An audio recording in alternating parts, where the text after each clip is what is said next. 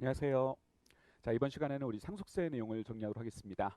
상속세하고 증여세 같은 경우는 1차 시험 목적으로 우리 회계사 1차 시험 목적으로 내용을 정리할 거고요. 내용이 굉장히 많이 있어요. 그래서 우리가 뭐 다 가져가면 좋겠지만 수업 목적으로 가져갈 수 있는 부분, 우리가 그런 부분들 위주로 중요한 부분 위주로 내용을 정리하도록 하겠습니다. 자, 먼저 상속세 내용을 정리하고요. 그다음에 챕터 2에서는 이제 증여세 내용을 정리하고 그다음 그 밖의 내용들을 정리하도록 하겠습니다. 먼저 상속세부터 보도록 할게요. 자, 1.1을 보시면 상속세 총선이라고 돼 있고 1번 보시면 재산의 무상 이전에 대한 과세 체계가 나와 있어요. 일단 큰 그림부터 좀 볼라 그래요.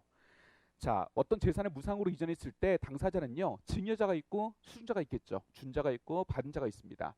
이때 받은 자가 이득을 취한 거기 때문에 이자한테 이제 과세를 해야 되는데 이자가 누구냐에 따라서 과세하는 세금이 달라지게 됩니다. 이 받은 자, 수증자가 영리법인일 수도 있고요. 그다음 개인일 수도 있게 됩니다. 영리법인이라면 만약에 저 증여자가 돌아가시고 나서 재산이 무상으로 이전됐든 아니면 살아계셨을 때 재산이 무상으로 이전됐든 영리법인 입장에서는 자산을 공짜로 받은 거죠. 이건 자산수중 이익이 됩니다. 자산수중 이익이 되기 때문에 법인세를 과세가 이루어지는 거예요. 그래서 영리법인한테는 상속세라든가 증여세를 과세하지 않게 됩니다. 반면에 이제 개인 같은 경우는 이제 만약에 저 재산을 사후에 상속으로 무상으로 이전받게 됐다라고 한다면 상속세를 과세하게 되는 거고, 그다음 생존에 증여받게 된다면 이제 증여세를 과세하게 되는 거예요. 그래서 상속세나 증여세는 개인한테 과세가 되는 문제다라고 볼 수 있는 거예요. 다만 이제 개인 중에서 개인 사업자가 있어요. 개인 사업자 같은 경우에 만약에 저 재산을 무상으로 이전받는 게 사업 관련해서 받는 거다. 그럼 그때는 사업소득으로 과세가 이루어지게 됩니다. 그래서 개인이 생존에 증여받았을 때 사업과 무관하게 받았을 때만 증여세 과세가 되는 거고 사업 관련해서 받았을 때는 이제 소득세로 자산수중 이익으로 과세가 이루어지게 되는 거예요. 그다음 이제 추가로 봐야 될 게 이제 비영리법인이 있습니다. 영리법인 말고 비영리법인이 있는데 비영리법인이 만약에 재산을 무상으로 이전받았다. 이때는 어떤 세금으로 과세할 거냐라는 거예요. 저희가 법인세 공부할 때 내용 배웠던 중에 하나가 이 비영리법인 같은 경우는 벌어들인 소득을 전부 다 법인세 과세한다고 배우지 않았습니다. 열거된 수익사업소득 그 소득에 대해서만 법인세를 과세한다라고 했었죠. 근데 그 열거된 수익사업소득에 자산수중이익이 있지 않습니다. 그래서 비영리법인이 재산을 무상으로 이전받았을 때는 영리법인하고 다르게 법인세를 과세하는 게 아니에요. 법인세 과세가 안 되기 때문에 이때는 개인하고 똑같이 상속세, 증여세 요걸로 과세가 이루어지게 되는 겁니다. 자, 저희가 지금 이번 시간에 공부하고자 하는 건 상속세랑 증여세이기 때문에 요 개인 부분, 비영리법인 부분, 요자들이 받았을 때 과세하는 부분, 요 내용들을 정리하고자 하는 거예요. 자, 괄호 2번 보시면 무상 이전의 유형이 지금 나와 있습니다. 우리가 지금 본 것처럼 생존에 이전되는 경우가 있고요. 사후에 이전되는 경우가 있어요. 생존에 이전되면 증여가 되는 거고요. 사후에 이전되면 상속이 되는 겁니다. 그래서 무상 이전은 크게 두 가지예요. 상속과 증여. 그래서 상속이 일어나면 상속세를 과세하게 되는 거고 증여가 일어나면 이제 증여세를 과세하게 됩니다. 근데 우리 세법에서는요. 단순한 상속뿐만 아니라 요 다섯 가지들도 상속에 포함시켜서 상속세를 과세하게 됩니다. 일반적인 민법에 따른 상속, 상속세 과세가 되고요. 그다음 다음의 것들도 상속하고 비슷하다고 봐가지고 상속세를 과세하게 되는 거예요. 유증, 사인증여, 특별 연고자에 대한 상속재산의 분여, 유연대용 신탁, 수익자 연속 신탁 전부 다 상속으로 취급하게 됩니다. 상속세를 과세하게 되는 거예요. 먼저 유증이라고 하는 건 뭐냐면 단순히 얘기하면 유언에 의한 증여예요. 상대방이 없는 단독행인 유언에 의한 증여. 그러니까 유언에 의해서 증여가 되는 거예요. 말은 증여라고 붙어 있지만 이름은 증여라고 붙어 있지만 유언에 의해서 넘어가니까 돌아가셔가지고 사망하시고 나서 넘어가는 거잖아요. 따라서 이거는 사망을 원인으로 하는 거기 때문에 상속세를 과세하는 겁니다. 그다음 사인증여라고 하는 거 말 그대로 죽음을 원인으로 한 증여예요. 사망으로 인해서 효력이 생길 증여가 이 사인증여가 되는 겁니다. 이것도 명칭에 증여라고 붙어 있지만 증여세를 과세하는 게 아니라 사망으로 인해서 넘어가는 거기 때문에 상속세를 과세하게 되는 겁니다.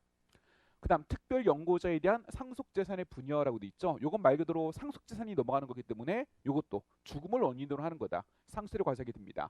여기서 특별 연고자라고 하는 건 피상속인과 생계를 같이 하고 있던 자, 그러니까 마지막에 돌아가실 때 같이 살고 있던 분, 또는 피상속인의 유양간호를 한 자, 그 밖에 피상속인과 특별한 연고가 있던 자, 이런 자들한테 상속재산을 분여할 수 있습니다. 이것도 일종의 증여라고 보여지는 건데 상속인이 아닌 자가 받는 거니까, 하지만 이것도 죽음을 원인으로 한 거기 때문에 상속세를 과세하고 있는 거예요. 그 다음 신탁 중에 유언 대용 신탁이란 게 있고 수익자 연속 신탁이란 게 있는데 마찬가지 요 신탁도 죽음을 원인으로 해서 넘어가게 되는 거예요. 그래서 상속세를 과세하게 되는 겁니다. 유언 대용 신탁 같은 경우에 간단히만 내용을 좀 보면은요. 별표시 2번 부분에 위탁자가 사망하면 신탁의 수익권이 수익자한테 귀속이 되는 거예요. 그러니까 위탁자가 돌아가시 전까지는 그 신탁의 수익권이 수익자한테 안 넘어가요. 돌아가셔야 이제 유언처럼 넘어가게 되는 겁니다. 그게 유언 대용 신탁이 되는 거고, 사망을 원인으로 해서 넘어가기 때문에 이것도 상속세를 매기겠다라는 거예요. 그 다음 수익자 연속 신탁이라고 하는 건 수익자가 넘어가는 거 말하는 거예요. 수익자, 제1수익자가 사망했을 때 그 수익자가 갖는 수익권이 소멸하고 타인, 제2수익자가 새로 수익권을 취득하는 신탁이에요. 이것도 제1수익자가 사망했을 때 그 수익권이 제2수익자한테 넘어가게 되죠. 사망을 원인으로 하기 때문에 상속세를 매긴다라는 겁니다. 그래서 이 5가지는 딱 보기에는 증여처럼 보이지만 증여세를 매기는 게 아니고 우리 법은 상속세를 매기고 있다라고 받으시면 돼요.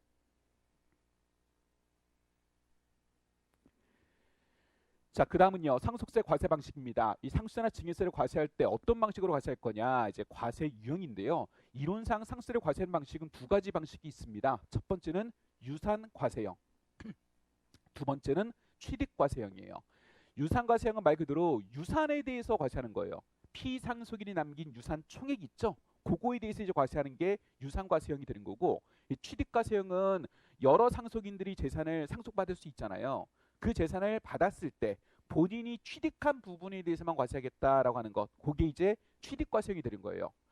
만약에 여러분 상속세 세율이 비례세율이다, 단일비례세율이다, 뭐 부가가치세처럼 딱 10% 이렇게 정해져 있어요. 그러면은 유산과세형으로 과세하든 취득과세형으로 과세하든 큰 차이가 발생하지 않습니다. 근데 상속세는 누진세율이거든요. 상속재산이 적으면 세율이 낮고 상속재산이 높으면 세율이 높아요. 10%부터 50%까지 있습니다. 이런 누진세율이다 보니까 유산 총액에 대해서 과세할 거냐 아니면 취득한 재산에 대해서 과세할 거냐에 따라서 세부담이 달라질 수 있게 돼요. 예를 들어서 유산과세형 같은 경우는 피상속인이 남긴 재산이 100억이다.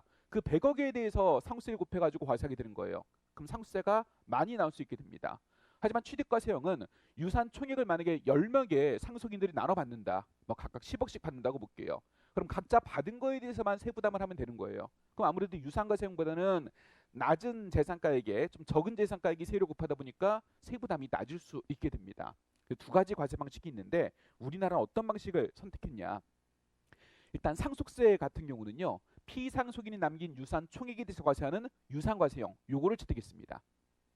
그래서 피상속인이 남긴 전체 재산에 대해서 과세하게 되고 그 납세의무를 이제 상속인들이 지게 되는 거예요. 반면에 이제 취득과세형 같은 경우는 증여세. 이 증여세 같은 경우는 본인이 받은 부분에 대해서 그 수증자가 세금을 내는 거기 때문에 받은 부분에 대해서 과세하는 이 취득과세형 요거를 채택하고 있습니다. 그래서 상속세는 유산과세형, 증여세는 취득과세형이 되는 거예요. 자, 그럼 이제 상속세 얘기를 한번 해보겠습니다. 먼저 어떤 상속재산에 대해서 과세할 거냐라는 거예요. 자, 상속재산, 상속세 과세 대상은 상속재산인데 피상속인한테 기속되는 모든 재산, 그게 상속재산이 됩니다. 우리 지금 상속세 같은 경우는 유산과세형이라고 있잖아요. 그러니까 피상속인이 남긴 유산 총액에 대해서 과세가 돼야 되거든요. 그래서 피상속인한테 기속되는 모든 재산이 상속재산이 돼요. 상속인한테 기속되는 모든 재산이다 이렇게 나오면 틀린 말이 되는 거예요. 피상속인이 남긴 유산 총액에 대해서 과세하는 겁니다. 다만 요거는 상속재산이 아니에요. 피상속인의 일신에 전속하는 것으로서 피상속인의 사망으로 인해서 소멸되는 것, 그러니까 피상속인이 돌아가시면 사라지는 그런 것들, 이런 것들은 상속되는 게 아니잖아요. 그거는 상속재산이 아니다라는 거예요. 예를 들어서 각종 자격증 같은 거요. 우리 회계사 자격증이라든가 세무사 자격증 이런 것들은 피상속인이 만약에 회계사셨어요. 근데 돌아가시면 그 회계사 자격증이 상속이 되나요? 뭐 그러면 얼마나 좋겠어요. 근데 그런 게 아니죠. 시험을 봐가지고 자격을 취득해야 되는 거죠. 피상속인 돌아가시면 그 자격은 이제 없어지는 거예요. 따라서 이거는 상속재산이 되지 않는다라는 겁니다. 자, 그럼 상속재산 중에서 이제 과세의 대상을 구체적으로 보겠습니다. 자, 피상속인이 거주자일 수도 있고 비거주자일 수도 있어요. 만약에 거주자라면 우리 애잖아요. 그럼 우리 애면 이자가 남긴 전 세계 모든 재산에 대해서 상속세를 과세하게 되는 거예요. 그래서 거주자라면 국내 모든 재산에 대해서 과세하게 되고 비거주자라면 우리 애가 아닌 거잖아요. 어떻게 보면은 외국인 거잖아요. 그래서 비거주자 같은 경우는 우리나라에 남긴 상속재산에 대해서만 과세하게 되는 거고 이자가 외국에 남긴 상속재산에 대해서는 대한민국 정부가 과세를 못하게 되는 거예요. 우리가 지금 소득세에서 공부했던 내용하고 비슷하다고 보시면 돼요. 소득세도 소득세 과세 대상은 소득인데 만약에 거주자다. 납세 의무자가 거주자다라고 한다면 국내 모든 소득에 대해서 과세했고요. 그다음 비거주자다. 그럼 국내 소득에 대해서만 과세했잖아요. 그거하고 비슷한 개념이라고 보시면 되겠습니다. 주의할 점은 저 거주자냐 비거주자냐 구분하는 거는 피상속인이 거주자냐 피상속인이 비거주자냐 이거 가지고 구분하는 거예요. 상속인이 거주자냐 상속인이 비거주자냐 이걸로 구분하는 게 아니에요. 우리 기본적으로 상속세는 유산과세형이라고 있잖아요. 피상속인이 남긴 유산 총액에 대해서 과세하는 거예요. 그럼 피상속인 기준으로 지금 과세 대상도 정하고 있는 거예요.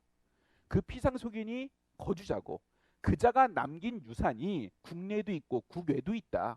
거주자라면 그 모든 걸 다 과세하겠다라는 거고 피상속인이 비거주자다. 그럼 우리가 아니거든. 외국이거든. 그럼 이자가 외국에 남긴 건 우리가 전혀 과세할 수 없는 거고 이자가 국내에 남긴 상속재산 그 부분에 대해서만 대한민국 정부가 과세할 수 있다라는 거예요. 그래서 앞에 구분하는 게 피상속인이 누구냐 가지고 구분하게 된다라는 거 주의해 두셔야 돼요. 자, 그럼 이런 상속세를 누가 낼 거냐라는 거예요. 기본적으로 상속세 같은 경우는 상속인이 내야 돼요. 상속받은 자죠. 피상속인의 상속재산을 상속받은 자, 이 상속인이 내야 되고 또는 이제 수유자가 내야 됩니다. 이 수유자 같은 경우는 누구냐면 우리 아까 상속재산을 꼭 상속인들만 받는 건 아니에요. 유언에 의한 증여로 그 재산을 받는 자도 있고 그 다음에 특별 연고자가 상속재산을 분여받는 경우도 있잖아요. 이제 그런 자들을 이제 우리가 수유자라고 부르는 거예요. 그래서 수유자는 유증을 받은 자, 사인증에 의해서 재산을 취득하는 자, 그 다음에 유언대용 신탁, 수익자 연속 신탁 이런 것들에 의해서 신탁의 수익권을 취득한 자, 이런 자들이 이제 수유자가 되는 거예요. 자, 상속인이 상속재산을 받았으면 상속인이 납부모가 있는 거고 그 다음에 상속인이 아니더라도 수유자가 상속재산을 받은 게 있다면 이자가 또 납세의무가 있는 거예요. 다만 여기 납부모자 부분 보시면 영리법인은 제외한다라고 돼 있어요. 영리법인은 제외하는 이유가 당연한 거죠. 영리법인을 재산을 상속받으면 만약에 영리법인이 상속받으면 영리법인은 자산 수중 이익으로서 법인세를 내는 거예요. 그래서 이런 경우는 상속세를 부담하는 게 아니기 때문에 이때는 납세의무자 범위에 영리법인이 들어가지 않습니다. 자, 상속인 옆에 보시면 별표시 1번이 붙어 있는데요. 별표시 1번. 상속인이란 민법에 따른 상속인을 말하고 상속을 포기한 사람 및 특별 연고자를 포함한다라고 돼 있죠. 그러니까 상속을 포기한 사람도 지금 납세의무자인 상속인 범위에 들어가고요. 특별 연고자도 납세의무자인 상속인 범위에 들어가요. 그럼 이자들도 납부할 바가 있다는 얘기죠. 특히 여기서 좀 특이한 게 상속을 포기한 사람. 아버지가 남긴 재산을 아들이 나 안 받겠습니다 라고 상속을 포기할 수 있어요. 상속인이 피상속인의 재산을 안 받겠습니다 라고 포기할 수 있습니다. 상속을 포기하면 상속재산이 안 넘어와요. 그 다음에 아버지가 남긴 빚도 넘어오지 않습니다. 그러니까 재산, 부채 다 안 넘어오게 돼요. 모든 상속받을 권리를 포기하게 되는 거예요. 다만 이런 경우를 할지라도 세금 내야 될 게 있다면 세금은 내야 되겠다. 조세입힌 목적으로 상속을 포기할 수 있기 때문에 상속재산을 받는 걸 포기하더라도 세금은 내야 된다라고 규정하고 있는 거예요. 조세채권 확보를 위해서. 그래서 상속을 포기한 사람도 납세의무자 범위에 들어간다라는 겁니다. 그래서 본래 상속세 납세의무자는 상속인, 그 다음 수유자가 되는 거고요. 다만 이제 좀 특이한 게 그 밑에 특별연고자 또는 수유자가 영리법인인 경우라고 돼 있죠. 상속재산을 받는 경우가 영리법인이에요. 영리법인은 상속세를 면제하죠. 상속세를 내는 게 아니죠. 뭘 내는 거예요? 법인세를 내는 거예요. 근데 이제 법인세 같은 경우는 상속세보다는 세율이 좀 낮아요. 상속세 같은 경우는 세율이 최고 세율 50%까지 있고요. 이 법인세 같은 경우는 그 정도까지는 아니잖아요. 10%, 20% 뭐 이 정도가 된단 말이죠. 그래서 영리법인이 받았을 때는 상속세 대신 법인세를 내고 세부담이 낮다 보니까 이 영리법인을 이용해서 변칙 상속을 할 수 있습니다. 어떤 경우 있냐면 자, 예를 들어서 피상속인 있어요. 돌아가신 분이 있고요. 그 다음에 이제 상속인들 아들 1과 아들 2가 있습니다. 원래 이제 피상속인이 남긴 재산을 이 아들 1과 아들 2가 받는 거예요. 그래서 이자들이 상속세를 내면 되는 거거든요. 근데 가만 보니까 상속세 부담이 너무나 좀 많다라는 거지. 그래서 어떻게 하냐면 아들 1이 보니까 영리법인 C라는 곳에 이제 주준 거예요. 지분을 50%나 가지고 있는 주준 거예요. 상당히 많이 가지고 있는 거예요. 아, 그러면 일부 재산을 영리법인이 받게 하자. 우리가 다 받으면 다 상속세를 내야 되는데 영리법인이 받게 한다면 이자한테 유증을 한다든가 하게 된다면 이 영리법인이 법인세를 내는 거고 그럼 상속세를 조금이라도 줄 수 있지 않겠냐라는 거예요. 근데 나는 영리법인이 어차피 주주니까 영리법인이 이득을 취하면 내가 그만큼 이득을 취하겠는데 그 부분에 대해선 상수를 내지 않을 수도 있겠다라는 거예요. 그래서 영리법인을 중간에 낑겨가지고 상수세 부담을 줄일 수 있습니다. 그걸 막기 위해서 이 규정을 하나 만든 거예요. 특별 연고자나 수유자가 영리법인인 경우로서 그 영리법인의 주주 중에 상속인과 그 직계비속이 있는 경우에는 영리법인한테 면제된 상수세 중 상속인과 직계비속의 지분 상당액을 그 상속인 직계비속이 납부할 의무가 있다. 니네가 상수세 부담을 줄이기 위해서 영리법인을 넣어놨는데 그런 경우에는 니네가 줄인 상수세만큼은 내게끔 해야 되겠다라는 얘기예요. 자, 예를 들어서 피상속인이 남긴 재산이 30억이라고 보겠습니다. 30억. 재산이 30억 정도가 되면 상수세가 10.5억 정도, 이 정도 나온다고 볼게요. 재산 30억이고 상수세가 10.5억 정도 나온다고 보겠습니다. 이 상속재산을 아들 1이, 상속인 1이 10억 받게 됐고 아들 2가 10억 받게 됐고 영리법인 C가 10억을 받게 됐다라고 보겠습니다. 그럼 10.5억의 상수세를 나눠서 이제 부담을 해야 되는데 아들 1이 부담할 상수세가 3.5억 정도, 아들 2가 부담할 게 3.5억 정도라고 보겠습니다. 그 다음 영리법인 C가 또 부담할 게 또 3분의 1, 3.5억 정도가 되는 건데 영리법인은 상수세를 안 내죠. 대신 뭘 내는 거예요? 법인세를 내죠. 10억 받은 거에 법인세 곱한 것만큼 법인세를 내게 됩니다. 상수세보다는 세부담률이 적은 거예요. 그리고 가만 보니까 영리법인 C의 지배주주로서 아들 1이 있는 거예요. 이 아들 1이 지분 50%를 가지고 있습니다. 반 정도 지분을 가지고 있는 거예요. 그러면 10억의 반 정도는 아들 1한테 간다고 볼 수 있는데 결국은 상속인한테 가는 건데 상수를 안 내고 법인세만 내고 끝난단 말이죠. 그러면 안 되겠다.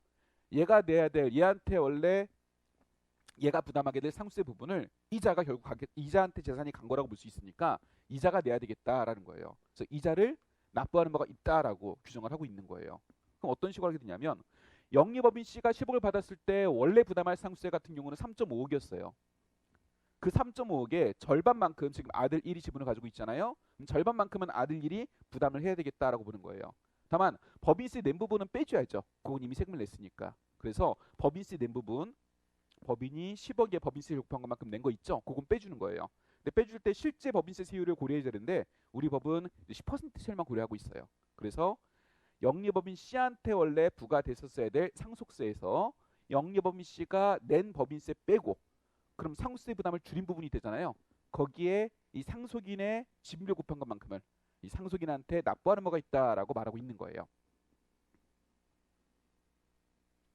그래서 이거는 영리법인을 이용해서 변칙 상속하는 걸 막기 위해서 만든 규정이다라고 볼 수 있습니다. 자, 그 다음 규정 보시면 연대납세 의무라고 돼 있어요. 상속세는 상속인 또는 수유자가 각자가 받았거나 받을 재산 한도로 연대해서 납부할 의무를 진다라고 돼 있죠. 여러 상속인, 여러 수유자가 있을 수 있어요. 그럼 상속세 같은 경우는 그 여러 상속인 수유자가 납부할 의무를 지면 되는 거예요. 그래서 서로 연대납부가 있다라고 돼 있는 거고, 다만 이제 각자가 받았거나 받을 재산보다 더 많이 납부할 의무를 지킨다면 이건 너무나 불합리하겠죠. 그래서 각자 받은 재산의 한도로 연대납부 의무를 지게 되는 겁니다. 자, 다음 페이지 보시면 민법상 상속인이 나와 있는데요. 이건 참고 목적으로 저희가 상식적으로 좀 알고 있도록 할게요. 민법상 상속인 같은 경우는 이제 상속 순위가 있어요. 상속 순위가 1순위는 피상속인의 직계 비속입니다. 쉽게 얘기하면 아들, 딸이 되는 거죠. 그 다음에 이제 아들, 딸이 만약에 직계 비속이 없다라고 한다면 2순위가 돼요. 2순위는 피상속인의 직계 존속이 됩니다. 아버지, 어머니가 되는 거고요. 만약에 피상속인한테 배우자가 있었다라고 한다면 배우자는요, 요 1순위, 2순위 상속인과 동순위로 상속인이 됩니다. 만약에 돌아가신 분의 자녀들이 있어요. 그럼 자녀와 같이 배우자는 1순위 상속인이 되는 거예요. 만약에 돌아가신 분이 자녀가 없어요. 직계 비속이 없어요. 직계 존속이 있어요. 그리고 배우자가 있다면 그 직계 존속과 배우자가 동순위로 상속인이 되는 겁니다. 직계 비속도 없고 직계 존속이 없다면 3순위는 형제 자매가 상속인이 되는 거고요. 그리고 이제 형제 자매가 없으면 사촌인의 반기 혈족 이렇게 됩니다. 1순위, 2순위가 없는 상태인데 직계 비속, 직계 존속이 없는 상태인데 이제 배우자가 있다면 배우자가 이제 3순위 전에 단독 상속인이 되게 됩니다. 그래서 그 밑에 보시면 3번에 배우자의 상속순위 있죠. 기본적으로 배우자는 직계 비속, 직계 존속이 있다면 그 상속인과 동순위로 공동 상속인이 되는 거고, 만약에 직계 비속, 직계 존속이 없다라면 배우자가 단독 상속인이 되는 겁니다. 자, 상속세 과세 관할이에요. 납사지 말하는 건데 우리 상속세 같은 경우는 피상속인이 남긴 유산 총액에 대해서 과세한다라고 있습니다. 그러면 피상속인의 주소지가 상속세 과세 관할이 되는 거예요. 상속인이 아니라는 점 주의해 두셔야 되고요.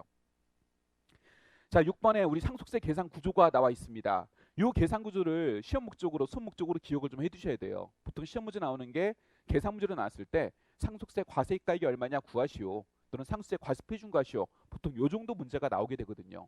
그럼 여기까지를 어떻게 구할 건지, 여기까지 어떻게 구할 건지 그 계산 구조를 숙지해 줘야 돼요. 근데 상속세 같은 경우 저희가 뭐 자주 공부하던 그런 세목이 아니다 보니까 이 계산 구조가 익숙치 않습니다. 근데요, 절대 어렵지 않으니까 여러분들 기억을 좀 할 수 있을 거예요. 일단 기본적인 구조는 상속세 계산 구조는 요거예요. 여러분 일단 길게 막 써져 있는데 기본적인 구조는 피상속인, 예를 들어서 아버지가 돌아가셨다. 그럼 아버지가 남긴 재산이 상속재산이 되는 거잖아요. 거기다 세율 곱한 게 상속세예요. 그러니까 아버지가 남긴 재산에다가 상속세 세율 곱하는 거예요. 기본 구조는 재산입니다. 근데 아버지가 재산만 남겼냐? 빚을 남긴 경우도 있을 수 있거든요. 빚을.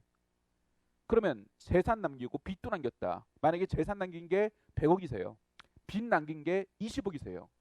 그럼 아버지가 순전히 남긴 건 얼마겠어요? 80억이 나한테 오는 거죠. 80억. 100억 받아서 20억 빚도 넘어오니까 20억 빚은 내가 갚아야 되거든. 그럼 나한테 남는 건 80억이 되는 거예요. 순재산, 순상속재산. 거기에 대해서 이제 상속세율을 곱하면 되는 거예요. 그래서 기본 구조는 아버지가 남긴 재산, 자산, 마이너스 아버지가 남긴 빚, 채무, 그 재산에서 채무를 빼고 순전히 넘어오는 순상속재산, 거기다 세율을 곱하게 되는 겁니다. 그래서 기본 구조는 자산 마이너스 부채, 재산 마이너스 부채.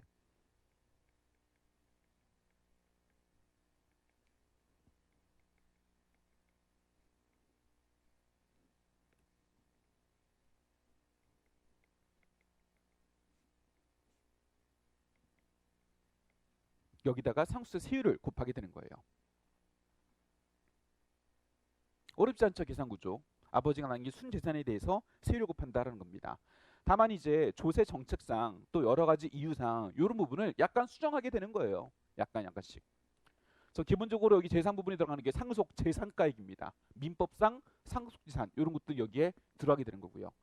그다음 민법상 상속재산은 아니지만 세법에서 이거는 상속재산으로 볼래라고 하는 것들이 있어요. 의제의 상속재산 그런 걸 여기다 집어넣는 거고, 또는 아마도 이거는 상속재산일 거야 라고 추정하는 게 있어요. 그것도 여기다가 집어넣으면 되는 거예요.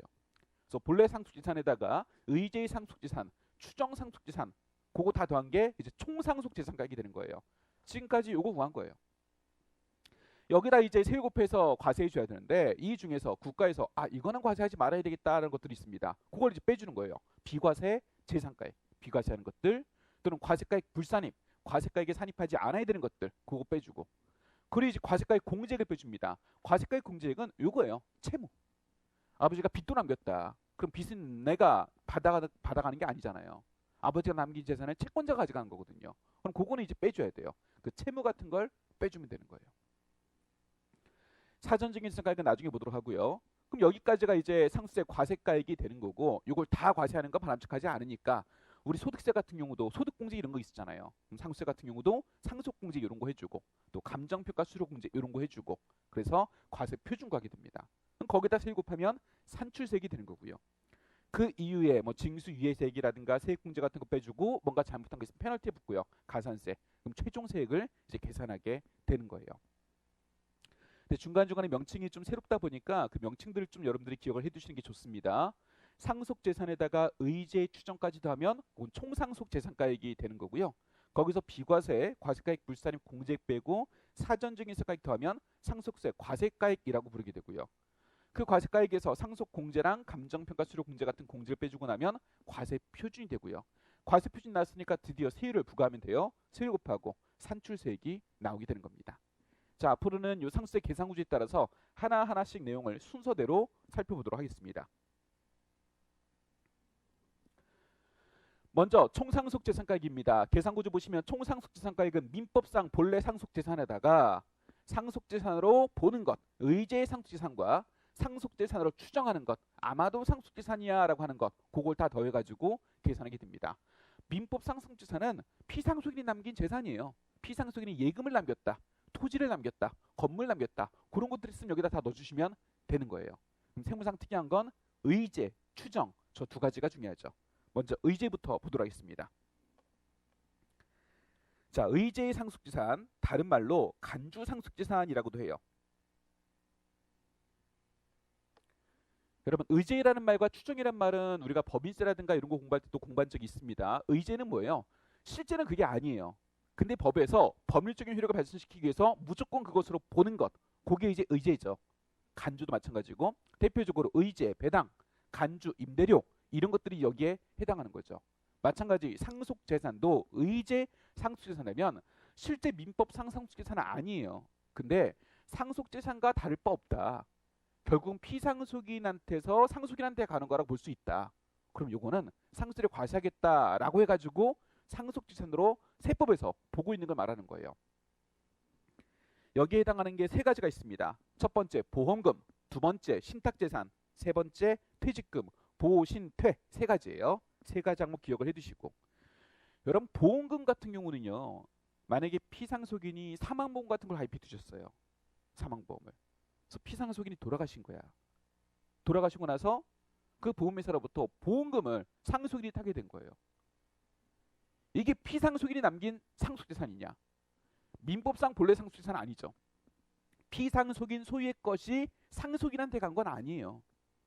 보험금은 보험 계약에 따라서 상속인한테 지급된 돈이지 피상속인의 재산이 상속인한테 넘어간 건 아니란 말이죠. 그래서 민법상은 상속재산이 아니에요. 하지만 실질적으로는 피상속인 때문에 상속인한테 넘어온 거잖아요. 그럼 이것도 일반적인 상속재산과 다를 바 없다. 그래서 우리는 상속세를 매겨야 되겠다라고 해가지고 상속재산으로 보고 있는 거예요. 신탁재산, 퇴직금 마찬가지입니다. 먼저 보험금 볼게요. 첫 번째 보험금 들어가는 게 피상속인의 사망으로 인해서 받는 생명보험 또는 손해보험의 보험금으로서 피상속인이 보험계약자인 보험계약에 의해서 받는 것. 피상속인이 보험계약자였고요. 그 보험계약 때문에 상속인이 지금 받는 거예요. 근데 그 보험료를 보통은 피상속인이 내시겠죠. 피상속인이 낸 돈 가지고 상속인이 지금 받는 거니까 상속재산으로 보는 건데, 만약에 피상속인이 보험료의 일부만 냈다. 그때는 이제 안분을 해줘야 되는 거예요. 자, 산식이 나와 있는데 사례 가지고 보면 이해가 편해요. 다음 페이지 사례 보시면, 자, 피상속인이 살아계실 때 보험계약을 체결했어요. 그리고 이제 본인이 죽으면 보험금이 나오게끔 그렇게 보험을 체결해 놓은 거예요. 그 보험계약을 체결하고 총 보험료 낸 게 100원이라고 보겠습니다. 그리고 나중에 피상속인의 사망으로 보험금 수령했는데 그 보험금이 500원이라고 볼게요. 이 보험금 받은 것도 우리 상속세법에서는 상속세를 과세하겠다라는 거예요. 근데 500원 이걸 다 무슨 돈으로 받았나 보니까 보험료 낸 거 100원으로 받았잖아요. 근데 저 100원 중에 피상속인이 보험료를 낸 게 80원이고 상속인 이 아들이 낸 게 20원이라고 보겠습니다. 그럼 20원 부분은요, 아들 본인이 내가지고 본인이 보험금 받은 거잖아요. 이건 아버지가 내줘가지고 받게 되는 건 아니잖아요. 그럼 요거는 상속재산으로 보면 안 되겠다. 아버지가 내줘가지고 받게 된 거, 그것만 상속재산으로 봐야 되겠죠. 그래서 안 분하는 거예요. 500원이란 보험금은 전체 100원을 내가지고 받게 된 건데, 그 100원 중에 아버지 기업은, 아버지가 내준 부분은 80원이죠. 그래서 그 부분에 차지하는 부분, 그 부분으로 받게 된 부분 400원이 돼요. 요것만 상속재산으로 보게 되는 거예요. 그래서 지급받은 보험금 총합계획 500원 곱하기 납입된 보험료 총합계획 100원 있었죠. 그 중에 피상속인이 부담한 보험료 80원 있었죠. 그 비율에 해당하는 보험금만 상속재산으로 보게 됩니다. 두 번째는 신탁재산이에요. 이것도 이제 신탁 계약에 따라서 받게 되는 거니까 본래 상속재산은 아닙니다. 근데 피상속인이 신탁해 놓고 상속인이 받게 된다면 상속재산과 무슨 차이가 있냐라고 보는 거예요. 이것도 상속세를 매기게 됩니다. 자, 피상속인이 신탁한 재산, 피상속인이 신탁한 재산이고 피상속인이 돌아가셨어요. 그럼 신탁한 재산은 누구한테 가겠어요? 상속인한테 가겠죠. 그것도 상속재산으로 보겠다라는 거예요. 또는 피상속인이 신탁으로 인해서 타인으로부터 신탁의 이익을 받을 권리를 소유하고 있던 경우, 자, 이거는 아버지가 신탁한 게 아니고요, 타인이 신탁을 한 거예요. 근데 피상속인이 수익자로 돼 있던 거예요. 근데 그 피상속인이 돌아가셨어. 그럼 그 수익자가 수익에 관한 권리는 나한테 넘어오겠죠. 그것도 상속재산으로 보겠다라는 겁니다.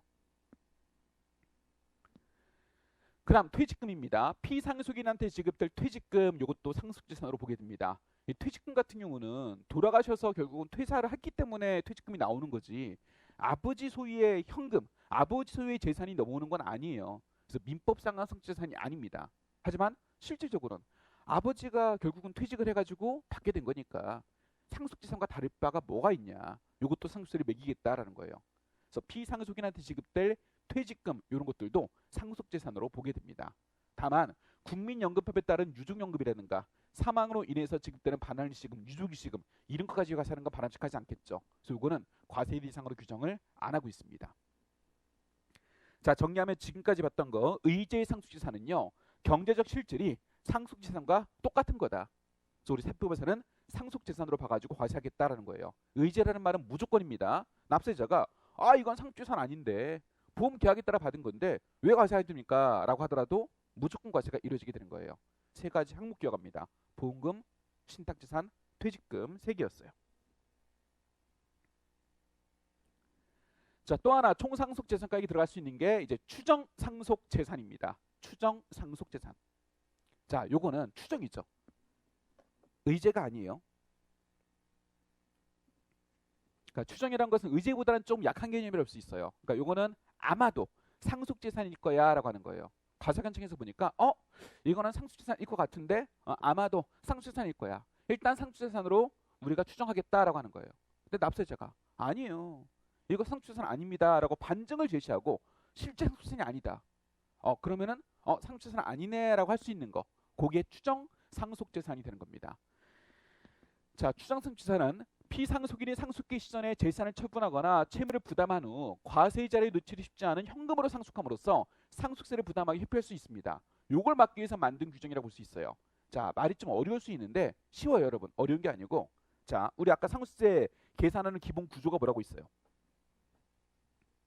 아버지가 남긴 상속재산. 여기서가 아버지가 남긴 채무가 있다면 그 채무 빼고 거기다 상속세 세율을 곱하는 거다라고 있었죠. 그러니까 기본 구조가 상속재산에서 채무를 빼가지고 세율을 곱하게 되는 거예요. 만약에 이 아버지가 남긴 재산이 건물이 있다고 볼게요. 건물 100억. 채무는 없다고 보겠습니다. 그럼 100억 마이너스 0에 세율 곱한 것만큼 세금을 내야 돼요. 상속재산이 100억이면 세금이 한 3, 40억 정도 나올 거예요. 굉장히 많은 세금이 나오게 됩니다. 부담이 꽤 많죠. 그래서 아버지가 걱정이 많은 거예요. 내가 건물 100억짜리 가지고 있는데 내가 죽으면 이거 아들들이 상속받게 되고 그럼 세부담이 엄청 많을 건데 야, 이거 어떻게 하면 상속세 부담을 좀 줄 수 있겠냐라는 거예요. 그래서 아버지가 어떻게 하냐면 저 계산구조를 유심히 보다가 재산 마이너스 채무에다가 결국은 세율을 곱하는 건데 저게 과세 대상이 되는 건데 재산 없애면 되겠네? 라는 생각이 드는 거예요. 재산 없으면 되겠네. 그래서 어떻게 하냐면 돌아가시기 전에 저 건물을 파는 거예요. 건물을 처분하는 거예요. 돌아가시기 전에, 돌아가실 일이 얼마 안 남았어요. 이제 급하게 저 재산 없으면 되니까 재산을 처분하는 거예요. 건물을 처분하면 건물가액은 제로가 되죠. 그럼 재산 0, 채무 0, 세율 곱하면 세금 낼 게 하나도 없어지는 거죠. 야, 죽기 전에 건물을 팔아야 되겠다라는 거예요. 이때 과세관청에서 어떻게 하냐면 과세관청에서는 돌아가시 전에 갑자기 재산을 팔았는데 아니 재산을 팔았으면 그건 대변으로 우리 회계 처리할 때 대변으로 빠져나가고 차변에 현금이 들어올 건데 그럼 그 현금 어딨냐? 입증해 봐라라는 거예요. 건물을 처분하고 받은 현금이 있을 건데 그 현금 어딨냐? 입증해 봐라라는 거예요. 만약에 상속인이 아버지 돌아가셨고 상속인이 아버지가 건물을 팔고 나서 들어온 현금 그 현금이 어딨다? 그 현금을 아버지가 어디다 썼다? 이런 걸 입증 못한다. 그럼 그 현금이 지하실에 있다고 추정하는 거예요. 그 현금 분명히 너네한테 있다. 그래서 그 현금이 상속됐다라고 보는 거예요. 현금이 있다고 봐서 추정을 하고요. 추정 상속재산. 건물은 없어졌지만 현금이라는 것이 상속재산으로 있다라고 추정하는 거예요. 그걸 재산가액에 집어넣어가지고 상속세를 매기게 되는 겁니다. 그래서 상속 개시 전에 재산을 처분해서 현금을 가지고 있다고 보는 거예요. 그 현금을 숨겨놓으면 상속재산으로 들어가지 않으니까 세부담 안 할 수 있거든요. 그거 막기 위해서 현금이 있다고 추정을 해서 과세하는 겁니다. 또는 이럴 수 있어요.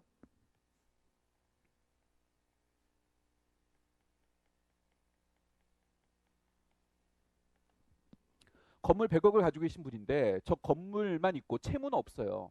그럼 100억 마이너스 0에서 세금을 지금 내야 되는 거예요. 그래서 아버지가 어떻게 하냐면 이번엔 건물을 안 팔고 이 건물을 담보로 은행에서 돈을 빌리는 거예요. 채무.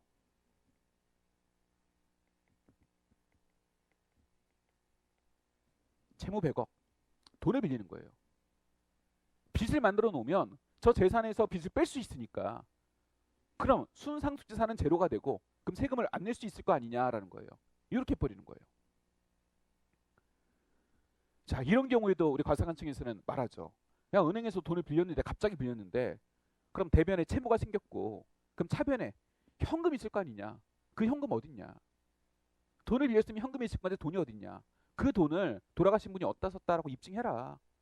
입증하면 상속재산이 아니겠지만 입증 못하면 그 현금은 지하실에 있는 걸로 추정하겠다라는 거예요. 그래서 이런 경우에도 채무 100억을 일단 인정하는 건데 대변에 채무가 들어왔으면 차변에 현금이 있을 거잖아요. 그걸 입증 못하면 재산이 지하실에 있는 현금이 100억만큼 있다고 추정해버리는 거예요. 그럼 이렇게 되면 최종적으로 상속재산은 200억이 되는 거고 채무는 100억 인정이 되고 그래서 200억에서 100억 뺀 100억에 대해서 세금을 매기는 거예요. 그러니까 상속기 시전에 있는 자산을 갑자기 팔거나 또는 없는 채무를 갑자기 만들거나 이런 식으로 해서 세부담을 줄일 수 있습니다. 이걸 막기 위해서 상속재산이 있다고 추정하게 되는 거예요. 자, 개념 보겠습니다. 피상속인이 재산을 처분했거나 채무를 부담한 경우로서 아래 추정 요건 중 어느 하나에 해당하는 경우에는 이를 상속받은 것으로 추정해서 상속세 과세가에게 산입하게 됩니다. 자, 일단 상황은요. 피상속인이 재산을 처분하거나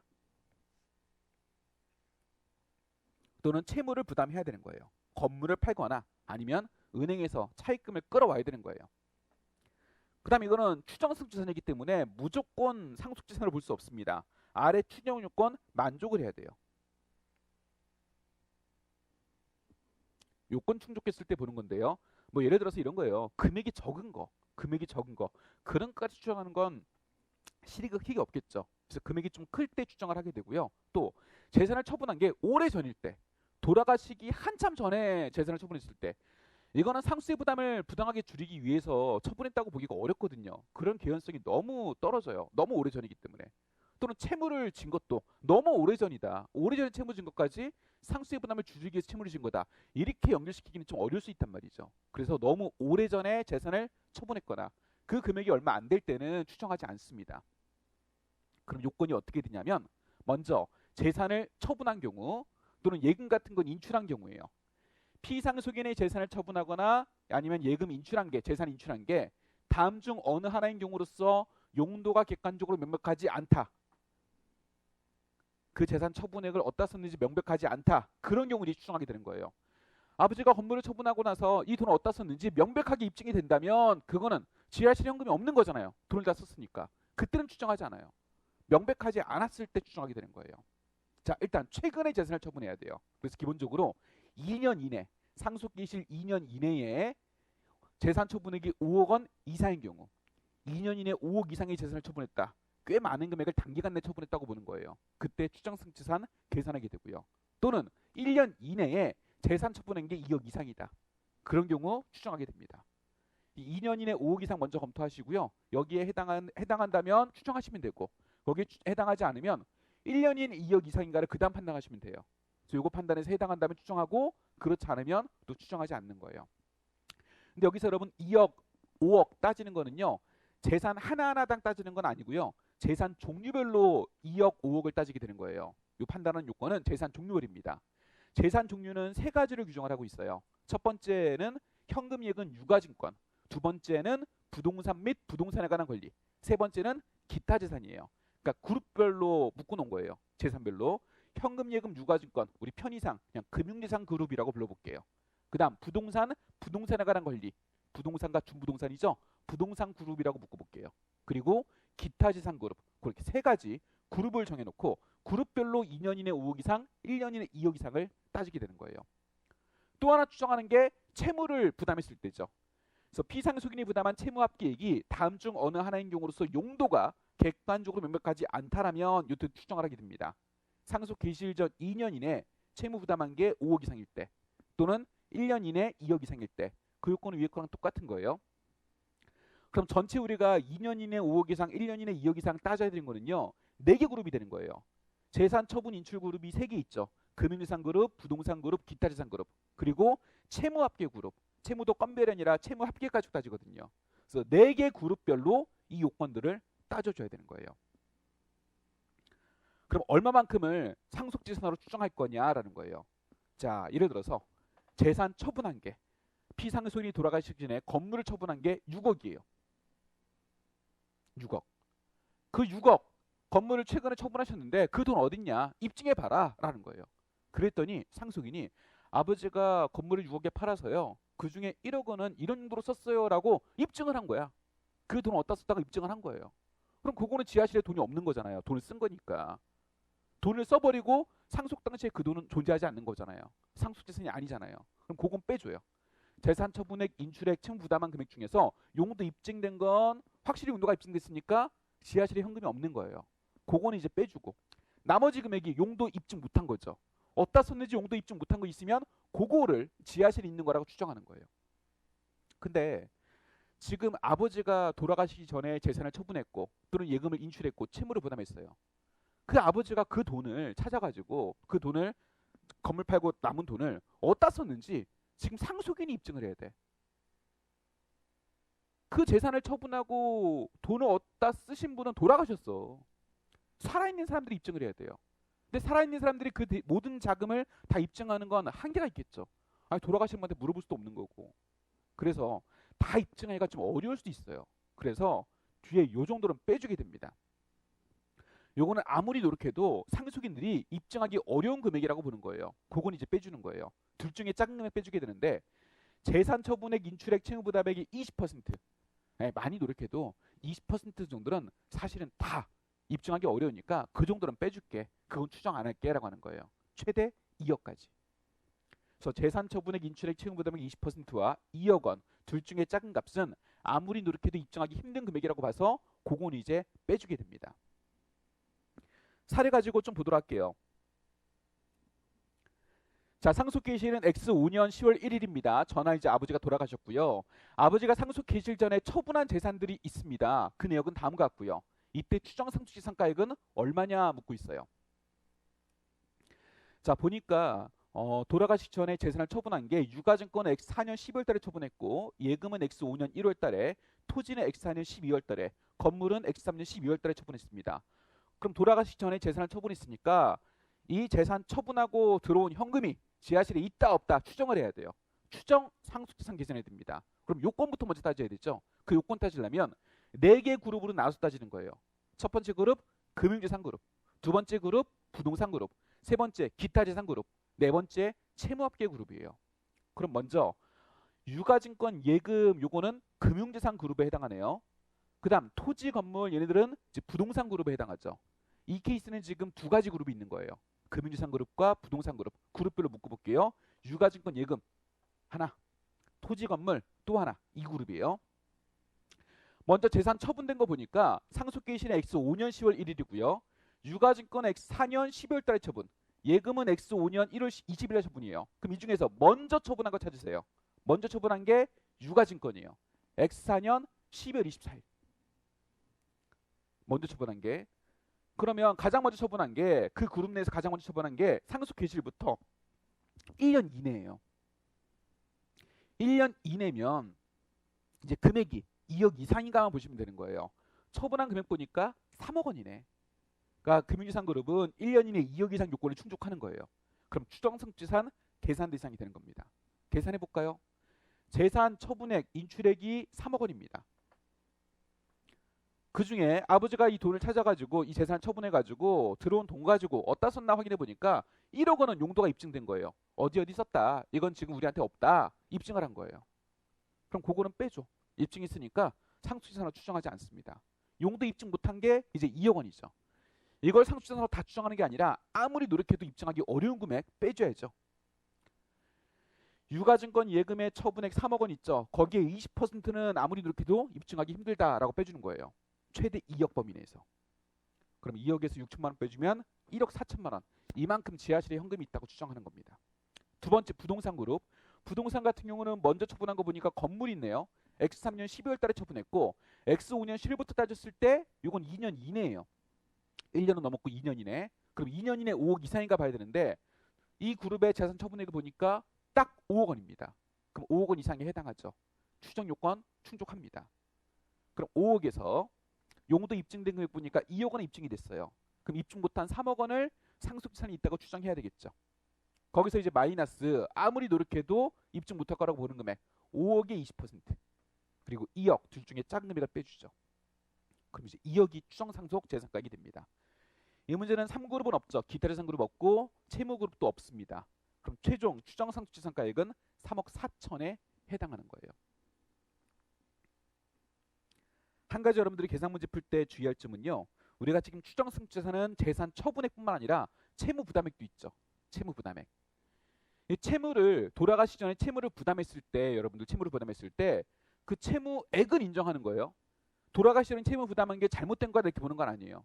이건 객관적인 채무가 맞아요. 은행에서 100억을 빌렸다. 실제 채무가 있는 거거든. 근데 우리가 지금 추정하는 건 뭐냐면 채무는 일단 있다고 인정하는 거고 대변에 채무가 들어왔으면 차입금이 들어왔으면 차변에 현금은 있어야 될 거 아니냐. 그 현금 어딨냐. 이걸 말하고 있는 거예요. 차변적 금액을 말하는 거예요. 그래서 계산구조에서는 채무를 부담했을 때 요건 충족한다면 그 추정 상속재산가액을 계산해서 상속재산가액에 집어넣어요. 여기다 추정 상속재산가액에 집어넣고요. 그리고 채무를 인정 안 하는 게 아니에요. 채무도 인정하는 겁니다. 여기다도 넣고 여기다도 넣는 거예요. 여기다도 넣고 여기다도 넣는 거예요. 여기다 안 넣으면 그냥 채무만 100억 빼주게 되거든. 근데 그게 아니라 대변에 채무가 있으면 차변에 현금도 있을 거 아니냐라는 거예요. 지하실에 그 현금이 있지? 그 현금도 상속재산으로 볼게라고 하는 거예요. 그러니까 여기다도 넣고 여기다도 넣어줘야 됩니다. 여기에는 채무가 들어가는 거고 여기에는 추정상속재산 계산한 걸 넣어주셔야 되는 거예요. 가끔 여기다가만 넣고 여기다 안 넣는 경우 있어요. 그거는 틀린 겁니다. 채무는 당연히 인정되는 거고 추정가액을 따로 또 넣어주는 거예요.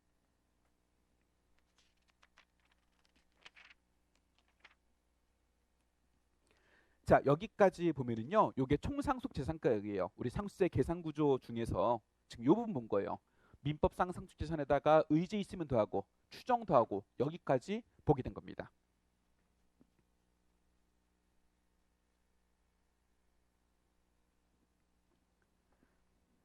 자, 이제 1.3의 상속세 과세가액 보도록 할게요. 총상속재산가액까지 구했는데요. 여기다 바로 세율을 곱하는 게 아니에요. 여기서 몇 가지 빼주는 게 있고요. 더하는 게 있습니다. 일단 빼는 게 3개. 더하는 게 하나. 비과세 재산가액, 과세가액 불산입, 과세가액 공제액 3가지 빼주게 되고요. 그럼 요거는 결국은 과세하지 않겠다는 거죠. 빼주고. 그다음 사전증여 재산가액이라는 거로 요거는 더하게 됩니다. 요거는 더 과세할 금액에 넣겠다라는 거죠. 여기까지 계산한 게 상속세 과세가액입니다. 자, 그 다음 이제 비과세 재산가액 보도록 하겠습니다. 상속받은 재산에 대해서 상속세를 과세하지 않겠다라는 건데요. 첫 번째 칸을 보시면 전사자 등에 대한 비과세라고 돼 있어요. 전쟁이나 공무의 수행 중 사망하거나 해당 전쟁 또는 공무 수행 중 입은 부상 또는 그로 인한 질병으로 사망해서 상속이 기시되는 경우에는 상속세를 부과하지 않음. 자, 사유가 어떤 거예요? 전쟁 또는 공무 수행이죠. 나란 일하다가 돌아가시게 된 거기 때문에 이렇게 상속이 됐을 때는 상속세를 매기지 않겠다라는 거예요. 그 다음 두 번째, 비과세들은 상속재산이 있습니다. 동그라미 1번부터 6번까지 6가지 있는데요. 몇 가지만 좀 보도록 할게요. 자, 동그라미 1번 그리고 동그라미 6번 요걸 같이 연결해서 좀 봐야 되는데요. 동그라미 1번은 국가, 지자체, 공공단체의 피상속인이 유증, 사인증여한 재산이라고 돼 있어요. 그러니까 피상속인이 돌아가시면서 남긴 재산이 있잖아요. 그 재산을 국가한테 주기로 한 거예요. 유증. 또는 죽었을 때 이제 죽음을 원인으로 해서 국가한테 넘어가게 돼 있는 거예요. 그럼 어차피 그 재산 자체가 국가한테 갔으니까 이 부분에 대해선 상속세를 또 매기지 않겠다라는 거죠. 자, 1번은 국가 등이 준 겁니다. 근데 누가 준 거예요? 피상속인이 준 거예요. 피상속인이 국가에 주기로 한 거 그거 상속세 비과세가 되고 6번도 보시면은요. 국가, 지자체, 공공단체 증여한 재산이라고 돼 있어요. 요것도 국가에 준 거거든요. 요것도 비과세가 되는데 6번 같은 경우는 피상속인이 준 게 아니라 상속인이 준 거예요.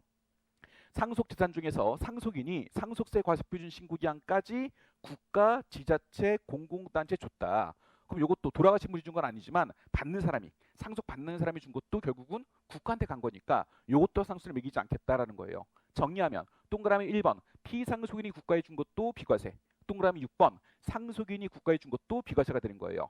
다만 상속인이 국가에 주는 거는요, 비과세가 되려면 조건이 상속세 과세표준 신고기한까지, 우리 상속세 신고할 때까지는 줘야 상속세 신고할 때 비과세 처리해 주겠다라는 겁니다. 자, 그 다음 동그라미 2번 보시면 민법상 제사를 주재하는 상속인을 기준으로 다음에 해당하는 재산들도 비과세합니다. 그러니까 제사 지내기 위해서 필요한 재산들 이런 것까지 과세한다면 제사를 앞으로 못 지내게 되잖아요. 근데 우리가 조상은 모셔야 되잖아요. 그래서 제사를 지낼 수 있도록 하기 위해서 이런 것들은 상속을 매기지 않겠다라는 거예요. 기억 보니까 선조의 분묘에 속한 9,900제곱미터 이내의 금양 임야, 그 다음에 1980제곱미터 이내 묘토에 해당하는 농지, 그 다음 족보, 재구 이런 것들도 비과세하게 됩니다. 다만 금액 제한이 있습니다. 금양임야 묘토 같은 경우는요 2억 원 한도로 해서 이제 비과세가 되고요. 족보 재구 같은 경우는 1,000만 원 한도로 해서 비과세가 됩니다. 그럼 만약에 2억 넘는다, 3억 원이다. 그럼 2억까지는 비과세가 되고 2억 넘어가는 그 1억 부분은 이제 과세가 된다라는 거죠. 그 다음 3번 정당법에 따른 정당의 유증 사인증여한 재산. 아까 1번에 피상속인이 국가에 유증한 거 요거 이제 비과세한다고 있잖아요. 마찬가지 정당에 준 것도 나란히라도 주로 나란히를 하는데 나라 정치하는 데 쓰라고 정당에 준 거기 때문에 여기까지도 비과세하는 걸로 인정을 해주고 있습니다. 자, 이 정도 비과세 재산까지 봐두시면 되겠고요. 자, 이런 것들은 비과세가 되는 거니까 빼줘야 돼요. 근데 주의할 점이 여러분이 빼는 게 총상속 재산가액을 먼저 구해놓고 그 밑에서 빼주는 거예요. 그러니까 총액기재 방식이에요. 국가에 준 거니까 아예 계산구조의 안적자가 아니라 일단 상속재산은 맞아. 아버지가 남긴 재산은 맞아요. 그래서 총상속재산가액은 들어가는 거고 그 밑에서 비과세 재산가액으로 빠지는 거예요. 그러니까 넣었다가 빼는 구조가 되는 거예요. 만약 국가에 준 재산이 있다. 아버지가 국가에 유증한 재산이 있다. 상속재산가액에 들어가고 밑에 계산구조에서 비과세 쪽으로 빠지는 겁니다. 총액기재 방식이 되는 거예요. 또 이제 과세가액 불산입이 있습니다. 뭐 비과세랑은 약간 사실 좀 다른 부분이 있지만 과세가 안 된다는 점에서 똑같은 거예요. 과세가액이 넣지 않겠다라는 것. 첫 번째 보니까 공익법인에 출연한 재산이에요. 공공의 이익을 목적으로 하는 법인이니까 이런 데 준 것도 과세하지 않아야 되겠다. 많이 주도록 유도하기 위한 거예요. 그래서 공익법인에 출연한 재산 과세가액 불산입하고요. 이것도 상속세 과세표준 신고기한까지 출연해야지만 이제 과세가액 불산입을 적용하게 됩니다. 그다음 공익신탁재산. 공익신탁을 통해서 이것도 공익법인에 출연한 거예요. 그러니까 공익법인에 직접 출연했든 공익신탁을 통해서 출연했든 공익법인한테 준 거니까 이 부분에 대해서 상속세로 과세하지 않겠다라는 거예요. 비과세랑 상속세 과세가액 불산입이라고 하는 게 계산구조에서 과세가 안 된다는 점은 똑같습니다. 근데 왜 이걸 구분해놨냐? 차이가 뭐냐면 과세가액 불산입 같은 경우는 공익법인이 받은 거잖아요. 근데 공익법인이 받아놓고 용도에 맞게 안 쓰고 공익을 위해 안 쓰고 다른 용도로 썼다. 그럼 사실 상속세 과세했었어야 되는 거거든요. 그죠? 그러니까 다른 용도로 쓴다라면 그때는 다시 상속세 면제해 줬던 걸 추징해 줘야 돼요. 그래서 얘는 사후관리가 사실 있어요. 이 공익법인이 받은 재산을 제대로 쓰고 있나 사후관리가 있습니다. 그래서 만약에 사후관리 요건을 충족하지 못하면 추징도 하게 되는 거예요. 하지만 이 비과세 같은 경우는요. 그런 게 없이 사후관리 없이 그냥 바로 비과세를 적용하는 거예요. 그런 차이가 있기 때문에 구분을 좀 하고 있는 거고 다만 이제 계산구조상은 과세가 안 된다는 점에선 똑같아요. 그 다음 세 번째 빼주는 게 과세가액 공제액입니다. 이 부분이 굉장히 중요한 건데요. 일단 과세가액 공제액은 피상속인이 거주자인 경우랑 비거주자인 경우 달라요. 먼저 피상속인이 거주자인 경우부터 먼저 보겠습니다. 과세가액 공제액은 세 가지가 있어요. 공과금, 장례비, 채무, 공장채무. 자, 외웁시다. 세 가지 항목, 공장채무 세 가지예요. 일단 기본적인 공제액은 뭐냐면 채무예요. 아버지가 남긴 빚이 있다. 그럼 그건 재산에서 빼야죠. 기본적인 상속세 계산구조가 재산에서 채무를 뺀 순상속재산에다가 세율 곱하는 거잖아요. 그러니까 그 채무를 빼주는 거예요. 이 채무는 상속개시 당시 확정된 피상속인의 채무, 아버지가 남긴 채무를 빼주는 겁니다. 근데 이런 채무가 있어요.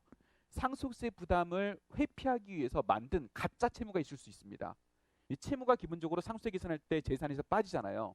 그럼 채무가 많으면 상속세 부담을 줄일 수 있잖아요. 그래서 가짜 채무를 만들 수 있습니다. 그거는 말 그대로 가짜 채무니까 채무로 인정하지 않습니다. 그래서 다음에 증여채무는 제외한다라고 돼 있어요.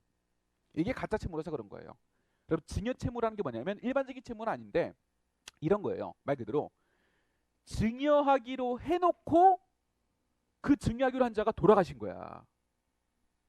증여하기로 해놓고 내가 너한테 100억 줄게. 그렇게 해놓고 돌아가신 거예요. 저 아버지가 돌아가셨어. 재산을 많이 남기셨어. 근데 갑자기 누군가 왔어요. 야, 네 아버지가 나한테 100억 주기로 했었다. 내놔. 네 아버지 나한테 주지도 않고 돌아가셨으니까 내놔라고 하는 거예요. 그럼 상속인들이 이분한테 줘야 될 거잖아.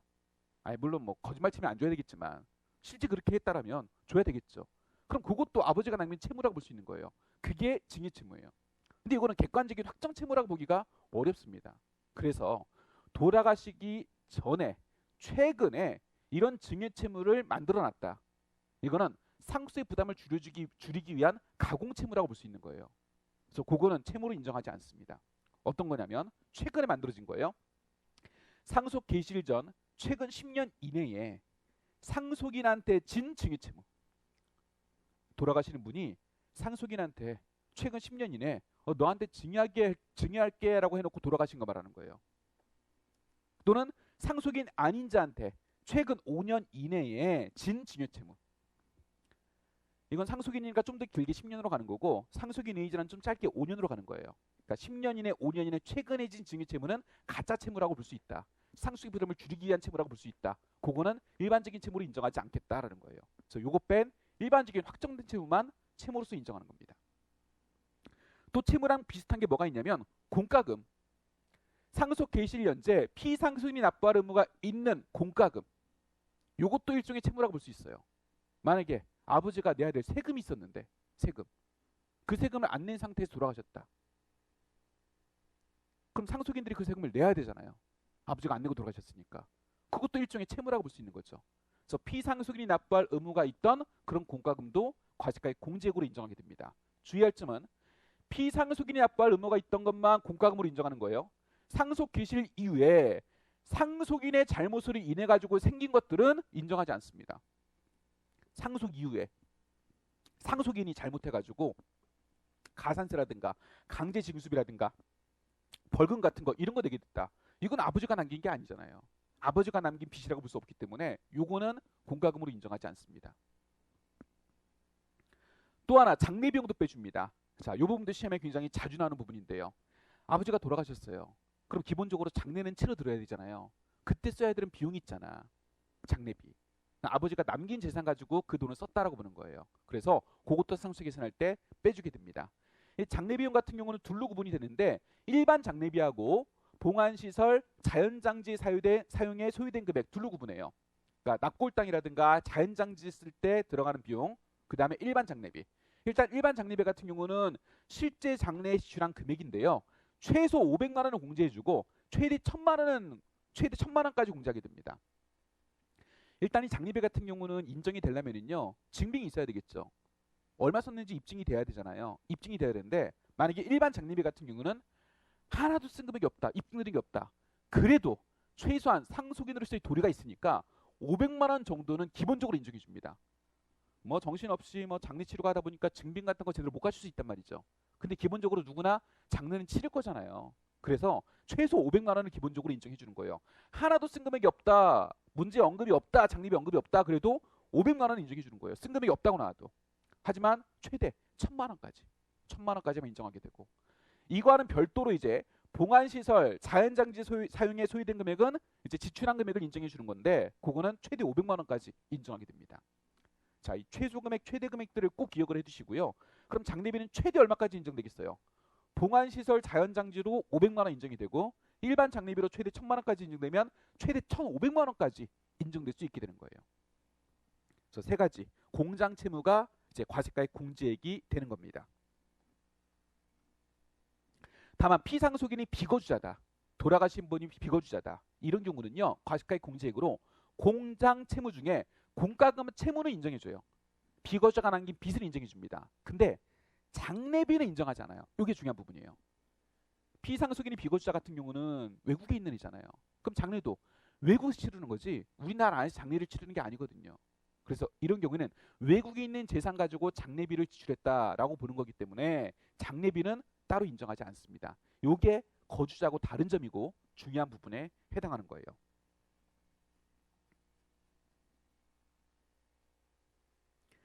자, 우리가 지금 공부하고 있는 게 상속세 과세가액입니다. 총 상속지산가액에서 빼주는 거 세 가지 봤고요. 비과세, 불산입, 과세가액 공제액은 공장채무 세 가지였습니다.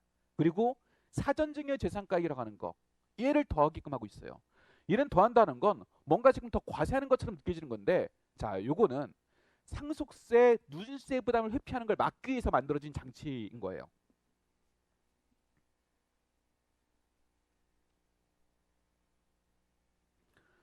여러분, 우리나라 상속세 같은 경우는 누진세 구조라고 있습니다. 상속지산이 많으면 많을수록 세부담이 올라가요. 만약에 어떤 분이 상속지산을 10억 남긴 거예요. 10억이면 우리가 세율표를 보고 세율을 적용하면 상속세가 2억 4천만 원 나옵니다. 상속지산이 10억이면 2억 4천만 원 나와요. 아우, 이게 누진세율 적용돼서 지금 세부담이 좀 많이 나온 거예요. 이게 너무 세부담이 높다. 이걸 좀 줄여야 되겠다. 그럼 어떻게 할 수 있냐면, 얘를 상속할 때 10억을 다 넘겨주는 게 아니라 미리미리 살아생전에 미리미리 조금씩 증여하는 거예요. 이 증여세 같은 경우도 상속세랑 세율이 똑같거든요. 세율이 똑같은데 넘긴 재산 금액이 적으면 세율이 낮아요. 세율이. 그래서 돌아가실 때 10억을 다 넘겨주면 이렇게 많은 세금 내니까 이걸 미리 주는 거예요. 상속 개시 한 10년 전부터 미리미리 주는 거예요. 조금씩 1억씩 1억씩 1억씩 1억씩 이런 식으로. 그래서 맨 처음 1억 줄 때 세금 1,000만 원 내고 10% 세율 적용해서, 그 다음 또 1억 줬어요. 또 1,000만 원 세금 냈고요. 안 내는 건 아닙니다. 세금 내는데 많이 안 내는 거지. 이런 식으로 해서 돌아가시 전에 총 9번 1억씩 증여한 거예요. 미리 사전에 증여한 거예요. 그럼 세금도 0.1억씩 9천만 원을 낸 거예요. 그럼 상속할 때는 재산 1억밖에 안 남아있잖아요. 그 1억에 대해서만 상속세를 내는 거예요. 1억이면 세율이 10% 정도가 되거든요. 그럼 또 1,000만 원이에요. 그럼 한 방에 10억을 주는 게 아니라 조금씩 나눠서 미리 줘가지고 전체 10억을 다 주게 됐고, 전체 부담한 세금은 1억 원이에요. 2억 4천만 원보다 1억 4천만 원을 줄이게 된 거예요. 사전에 미리 증여하면 이런 식으로 누진세 부담을 회피할 수 있습니다. 그래서 이걸 막기 위해서 우리 법은요, 야, 안 되겠다. 너 미리 준 거 상속세 부담 줄이려고 한 거 아니냐. 그럼 저 미리 준 것도 상속재산가액에 더하겠다라는 거예요. 지금 미리 준 게 9억 있죠. 그 9억을 상속재산 1억에 더합니다. 이것도 실질적으로 상속재산이다라고 보는 거예요. 미리 준 거지만 상속재산이다라고 보는 거예요. 얘까지 더하면 전체 상속재산은 10억이라고 보는 거고, 상속세 과세할 금액은 10억이라고 보는 거고, 거기다 세율을 부과하는 거예요. 그럼 2억 4천만 원 나오고, 다만 9천만 원의 세금은 미리 냈잖아요. 9천만 원 세금 낸 건 이미 냈으니까 빼주고 나머지 1억 5천만 원은 지금 추가로 걷는 거예요. 두 단계 조정을 하게 됩니다. 사전 증여에서 세부담 피하는 걸 막기 위해서 미리 줬던 증여재산가액을 더합니다. 그걸 사전 증여재산가액이라고 지금 이름 붙인 거고요. 그리고 그 부분에 대해서 세금 낸 부분은 이중과세면 안 되니까 빼줘야 되겠죠. 그건 나중에 산출생 밑에서 증여세액공제라는 걸 빼주게 되는 거예요. 재산가액에 더하고 과세가액 계산할 때 더하고 나중에 세액공제로 빼주게 되는 겁니다.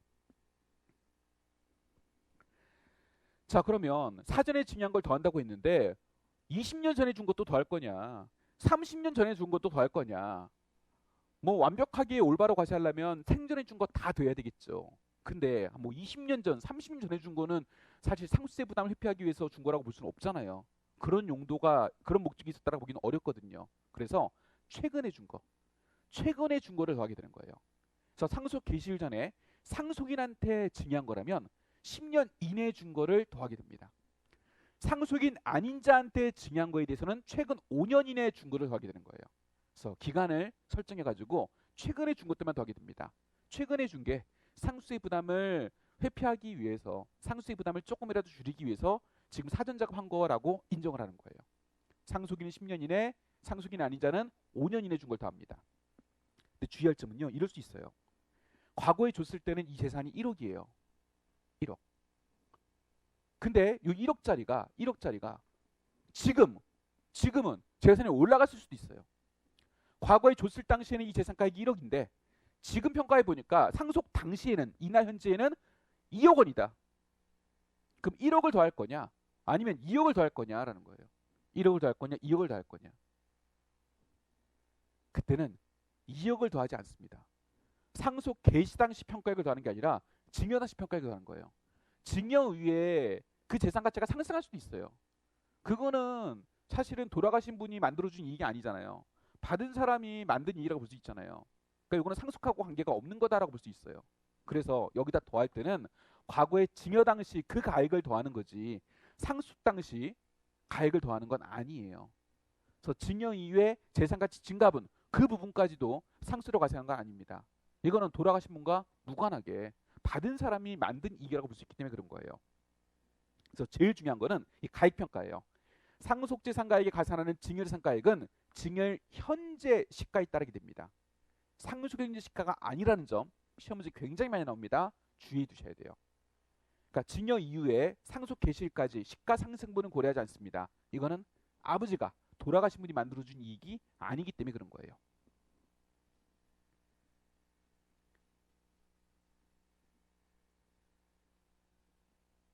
자, 이렇게 해서 상속세 과세가액까지 봤습니다. 총 상속재산가액에서 빼주는 거 3가지, 더하는 거 1가지에서 상속세 과세가액이고요. 주로 여러분들 이제 회계사 1차 시험에 계산형 문제로 나오는 게 여기까지예요. 여기까지. 여기까지 나오는 건 여러분 충분히 가져갈 수 있습니다. 충분히. 지금 우리가 정리한 걸로 웬만한 문제들은 해결이 되거든요.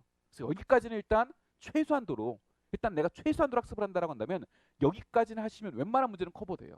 그리고 이제 그 밑에 이제 과세 표준 계산한 부분이 있는데 거기서부터는 좀 암기할 것도 있고 그리고 사실상 문제 나와도 맞추기가 쉽지는 않아요. 그 부분들은 이제 이규식도 우리가 할 부분인데 근데 거기까지 드시면 굉장히 많이 여러분 우리가 정리를 하게 된 거고 일단 못해도 상수세는 여기까지만 정리하셔도 웬만한 문제는 커버된다. 뭐 과세 표준까지 물어보는 문제라면 뭐 상속공제 이런 거 계산해야 되는데 사실 내용도 좀 어렵고 알아도 문제 맞추기가 쉽지는 않습니다. 근데 이 정도까지는 충분히 맞출 수 있는 거예요.